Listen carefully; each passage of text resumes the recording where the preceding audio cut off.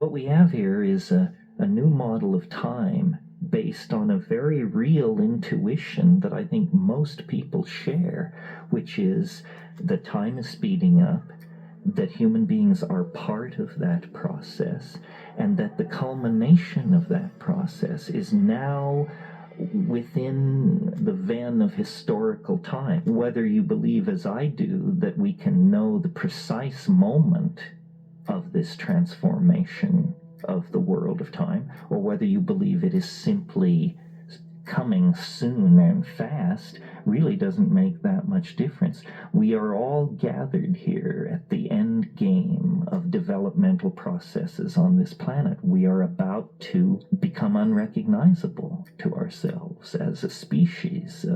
Our technologies, our religions, our science has pushed us toward this for thousands of years without us awakening to what the denouement would be. Now we stand close enough to it that I think all but the most lumpen among us must feel the tug of the transcendental and the transformative. Time isn't just marching on, it seems to be sprinting. Think about it. Back when everything was slower, a day might have felt long and full of possibilities. Now each second is crammed with changes, challenges, and breakthroughs, as if the clock's hand are blurred by the sheer rush of events unfolding around us. It's like the universe turned the dial up to 11. Every moment feels loaded with a world of activity and possibility that we can barely keep up with. And that's exactly where things start to get wild. Just when you think you've grasped the pace, the surprise is lurking around the corner. Ready or not, we're about to see what happens when this race against time spills over into something even more extraordinary.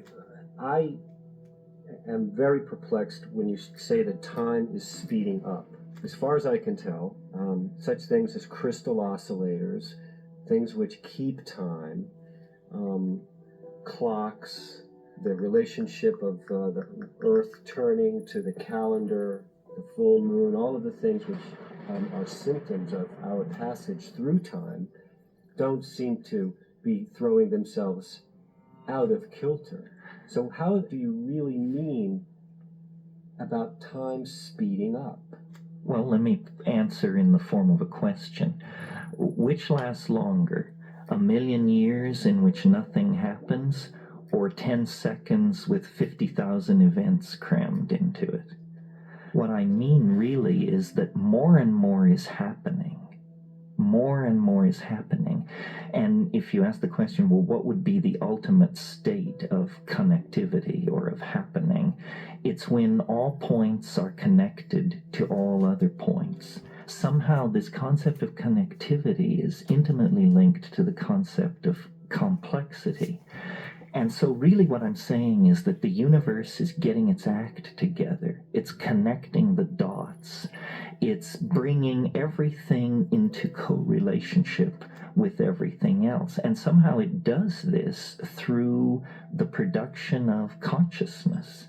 Consciousness is this integrative function in biology which takes data which may appear profoundly unrelated, and in fact brings it into some kind of a congruent relationship. We say an organism coordinates a point of view.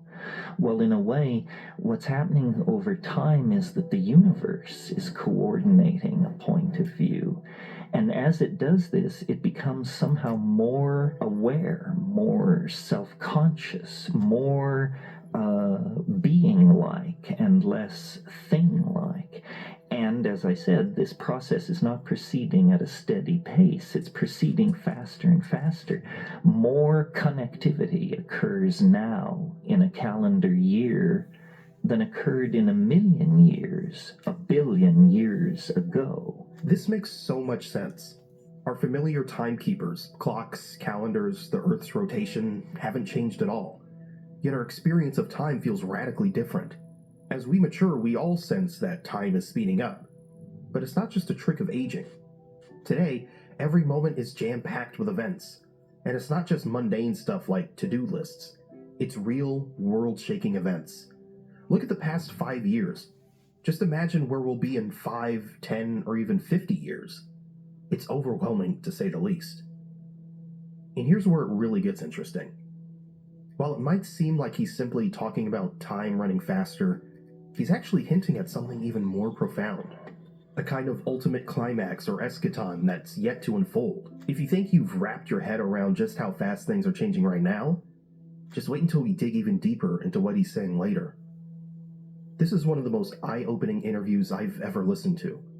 It doesn't just make you think about the passing of time, it challenges you to imagine a future where everything as we know it is about to be completely transformed. A really common, ordinary way to describe the times that we're living in is that they're very, very chaotic, filled with acts of unspeakable evil, and at the same time, there's this sort of buzz and thrust of optimism. Everything from a guy like Peter Schwartz talking about the long wave, the big booming economy, breakthroughs in educational levels and qualities of life. But it's definitely a dynamic where you've got extremes of good and evil in that way. Would you talk a little bit about the relationship between that dynamic as we go forward and the novelty continues to climax?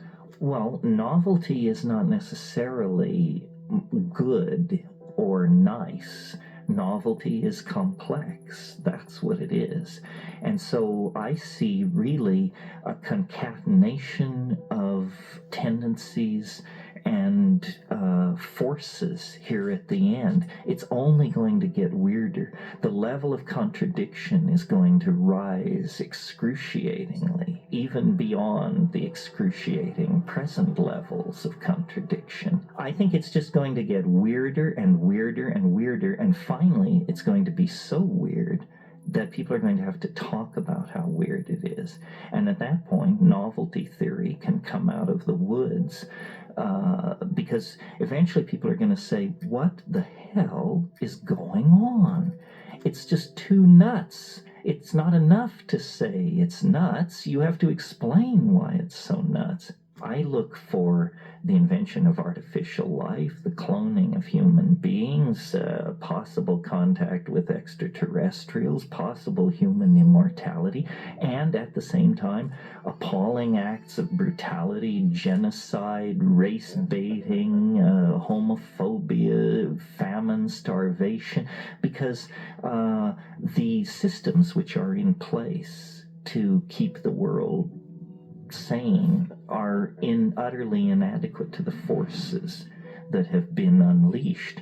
The collapse of the socialist world, the rise of the internet, these are changes so immense, nobody could imagine them ever happening. And now that they have happened, nobody even bothers to mention what a big deal it is. The fact that there is no such thing as the Soviet Union, people never talk about it anymore. But when I was a kid, the notion that that would ever change was beyond conceiving.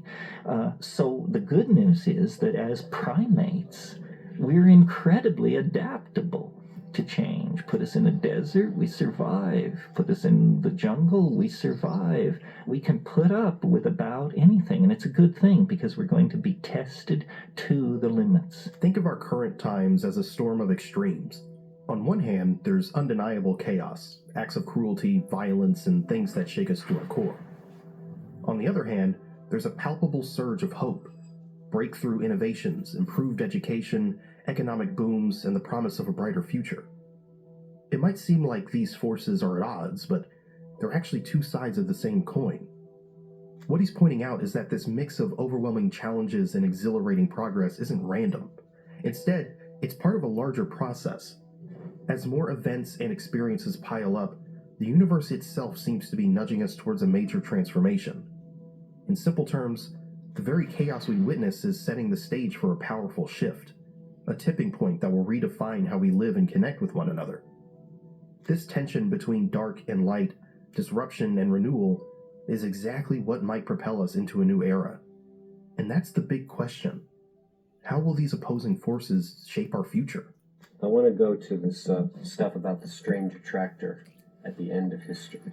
We never ever, considered that notion that we are being pulled as opposed to simply just going on forever and ever. And that's for sure something that people are going to go, huh? What the universe is doing is it is under the sway of what I call the transcendental object at the end of time.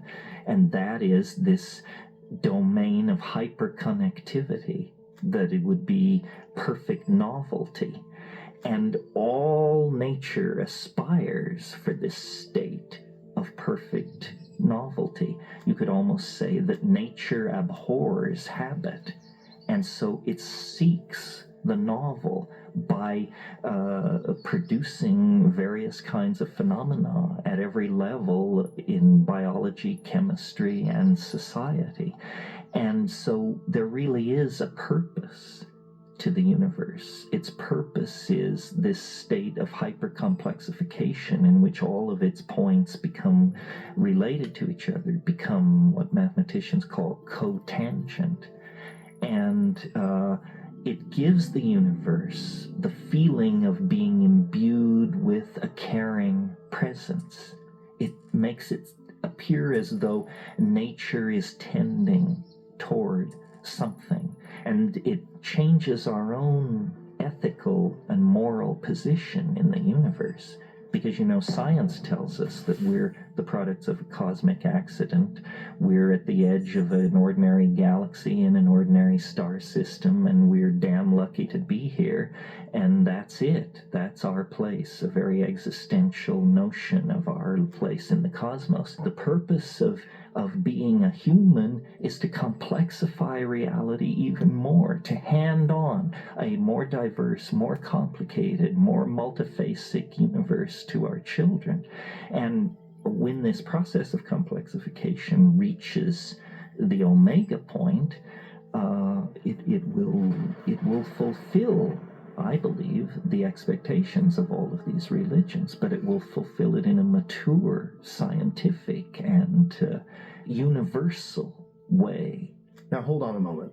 He talks about the process of complexification, how everything in our world becomes more intricate and connected over time until it all converges into one grand unified state. Imagine starting with something simple, like a single cell. Over time, that cell replicates and forms a complex organism. Now scale that idea up.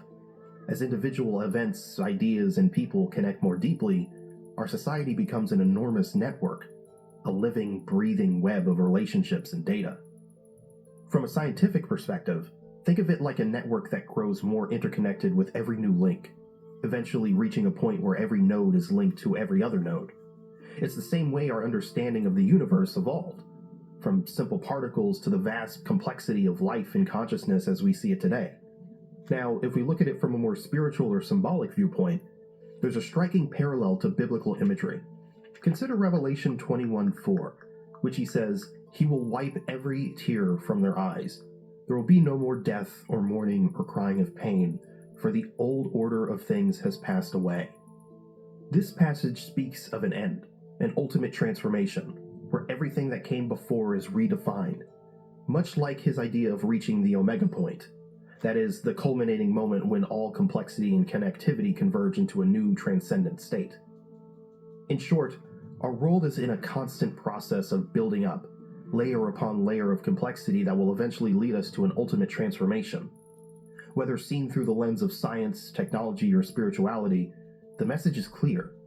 We're hurtling towards a moment when the accumulated change reaches a tipping point, rewriting the rules of existence as we know them. And if you think that's wild now, just wait until we explore what this means for our future. But several factors are on the horizon which I think can be brought together to sort of get a picture of what we're headed toward. One is for some time now, we've been involved in building complex prostheses, which we call machines and computers. They are part of us. We don't perceive them as part of us because we identify with the flesh and exteriorize the fabricated metal. But in fact, they are a part of us as much as our political systems, our agriculture production systems, so forth and so on. So we are extending ourselves through the machines. Well, one of the things that these machines do is they're time compressors. You and I sitting here talking are operating at about 100 hertz. if we could be magically downloaded into a top-of-the-line computer, we would run at 800 megahertz. That means we could do 800 million more things in this moment than we can do when we're wearing flesh. So it may be that we will find a way to technologically stretch time, and this will become for us like a false eternity. You may have only 10 minutes left in your life, but it may be time enough to pack in all of human history from the fall of Rome to the present moment. So we are finding ways out of the three-dimensional Newtonian prison, which says, life is narrow and confined and ends at the grave. And we're doing it by becoming information that is freed from material. And somehow this allows us to make this ascent to the next dimensional modality. Information is not time and space constrained the way we are. We talk about the difficulty of moving an object at the speed of light. Our entire planetary technology cannot achieve moving a marble at the speed of light, but we can move information at the speed of light, tetrabytes of it. We do this every day. We are about to take the step out of matter. The planet is on a collision course with the most profound event it's possible to imagine, the freeing of organic life from the chrysalis of matter. For 1 billion years there's been life on this planet, but never life that could step outside of matter. But this is obviously what's in the cards, and we are privileged to be central to that event.